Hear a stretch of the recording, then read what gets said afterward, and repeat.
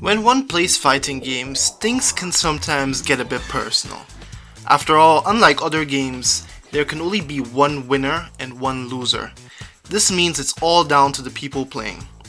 In some instances, salt sets in and you can't let that tilt you. Meaning, deep down you've already given up and you spiral into a losing streak, affecting your performance. Once this affects you, you should honestly take a break from the game for a while. I get it, losing sucks. Unfortunately, losing by itself isn't the sole problem. People can also engage in disrespectful behavior. It's a part of the fighting game community. It's normal and is as old as the fighting games themselves. Thus, can one call some of these circles even toxic? And what is even the most toxic fighting game community? I don't know honestly, but what I do know is that I love Tekken as a fighting game, and I also want it and the people that play the game to be the best they can be. I find Tekken 7 to be a special case in that some of its aggravations come from the way the game was made. Yes, the game has a lot of characters, and each has at least a bit of cheese, but that's not what I'm onto here. There can be long waiting times between matches, even sometimes on PC. You want an instant rematch? Well, sorry, the fight has to reload again. The cherry on the cake is that the devs included no punishment for rage quitting and cheaters on PC.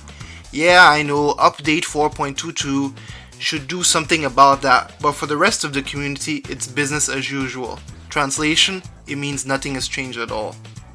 So with this foundation, the bad manners, or BM for short, that players sometimes engage in, sting just a bit more. Yeah, key charging can be an effective tactic. You can use it to get counter-hit launchers. Certain characters like Asuka can also use it for a special tackle. But let's be honest here, you won't be meeting key charging 90% of the time like this. You meet it mostly at the end of a round, and the only thing it's used for is to get a rise/reaction out of you. Other such forms of disrespect are stomping, teabagging, or other things you do to defile a corpse. On PS4 in Ranked, we have this little game that people sometimes play in that they wait a few seconds before leaving the lobby. As on that platform you can see if the opponent is still in the lobby or not. They do this to make you click rematch and then leave and waste a bit of your time. Talk about being petty. In 9 out of 10 times, you already know if you want to rematch or leave. It's some sort of mind game, I guess. These behaviors are a result of the arcade times. Some people were your friends, some were jerks, and some were rivals. Whatever the case may be, you had relationships with those people.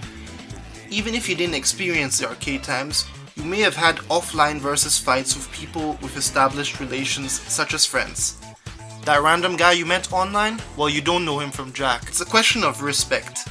You wouldn't like to do this in public, let alone against a pro player like Arslan Ash or Knee. I get it, respect is earned, but on the flip side, is disrespect the default? Ask yourself this. Some people will say, oh, key charging is fun, it's just a game. Well, if it's just a game, then you shouldn't have a problem not doing that stuff. Act mature. No need to always have fun at the expense of another person. I'm not annoyed by these things, I just think we can be better than this. After all, Tekken is supposedly mainly played by so-called adults. Hence, this is how I see it. Skip your intro and win pose. Nobody got time for that. If you're in green ranks or lower, then I can understand, but everyone else has seen theirs 1,001 times. I want my time to be respected, and hence I respect my opponent's time. Easy peasy lemon squeeze. I don't teabag, I don't beat on corpses after rounds, I don't key charge, but most of all, I don't rage quit. If I'm going to lose, then I take it and accept it like a man. I'm not going to say that I've never done some of these things, but whenever I do these things to strangers online, I feel dirty about it. Doesn't matter if they started it, doesn't make it right to stoop to their level. Admit it, we are the same. So to stop this cycle, I believe one needs to be better. If you're being affected by any of these behaviors, you have to ask yourself what you can do on your end first. Messaging people is definitely a no-no because you lost and felt cheated. And messaging somebody because you won, yeah, that's a thing too. To shit on the guy you just beat is also a no-no. Guess those are the modern day online ways of trash talking. Your focus should be on growth, Winning is a side effect of that. So a quick tip, you can equip the mirror item in character customization to stop your opponent from further moving after they win a round. Alternatively, you can also equip the halo item to avoid getting hit further or stomped on. I get that these kind of behaviors are normal in online gaming spaces, and I just never really thought about it, but then I played a little game called Gran Turismo Sport. Someone would bump you off course, and there's a good chance at the end of the race that they would apologize and say it was a mistake. I guess mistakes do happen, but it still left me perplexed. People apologizing online? Really? But before I knew it, I was following suit. When something happened on course that was my fault, I tried my best to remember the names involved and apologized after the race. I later looked into the sim racing community as a whole and realized that generally speaking, they are a very friendly batch, and I thought, why can't we have that for fighting games community, and especially Tekken, which brings us to community. Now Tekken has been around for a long time, and most of the key knowledge carries over for each entry, more so than other fighting games. We call this legacy knowledge. So when you have issues with certain aspects of the game, you better be careful how you lay it out there. So let me start off by showing you how some of these things look from the perspective of the community. They're somewhat tired of having the same questions asked. Is the online dead? Which character to start off with? Is it worth picking up Tekken 7 now? Despite these questions being answered multiple times, they expect you to actually Google them. There are definitely a lot of people willing to help you, just be careful the way you word it. So not to sound too whiny about certain stuff. For instance, ask how to deal with Horang's down 3-4 or backlash instead of complaining about the character and how cheap the moves are. You'll get backlash, pun intended, even though you have legitimate grievances against certain characters. The thing is, you will definitely get help from someone that can explain it on your level so that you can understand it. I know I have in the past and continue to do so today. But unfortunately, for every helping person, there are also people that just take a dump on your inquiry. Some actually give you good advice, but it's packaged in a condescending tone or trivializing your problem, sometimes sounding like, "Oh, with recovery on electrics is no problem, just duck and launch punish it, all the time."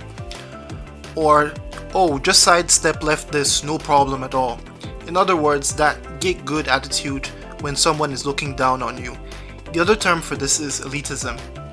Some of these people have been playing high-level Tekken for so long that they've forgotten how hard it was to learn certain things. The top players, let alone the pros, make up a fraction of the player base. Once again, we should nurture up-and-coming individuals who want to genuinely improve at the game. It's also a problem in people giving advice to people who didn't ask for it. I know I may be part of this problem with my guides I put out, but I'm not forcing anyone. It's just information on my YouTube channel which is out there for everyone to find. Some elitism also comes from character preferences, but the truth is there are no honest characters in Tekken. Everyone got some bit of BS, just as anyone who has ever been hell swept 4 times in a row by a Kazuya can tell you. The problem about this is that it trickles down. Let's say someone in red ranks gets told to get good in such a way, and then he sees that to be normal. He then also shits on yellow rank players, which in turn also do the same to green ranks. The truth is, you all ain't shit, me neither, but let's all imagine a scenario where JDCR or Jimmy J Tran is engaging in such behavior. Very, very unlikely. When you're playing at the top, there's no need to constantly pound your chest or to establish your position. Humble thyself a bit. So in conclusion, all of these things discourage new players and even some rookies. We can't have people shitting on other people before they even enter the Tekken scene. It's great to know that Tekken 7 brought in some new players, but we can do better and even nurture new and upcoming pro players. If you don't have anything nice to say, just ignore stuff and move on with your life. Once again, this is all just my opinion. If you want to go ahead and engage in these behaviors, don't let me stop you. My word definitely isn't law. But if you want the fighting game communities to be something better and flourish with new players that feel welcomed, then at least think about what I've laid out here before you.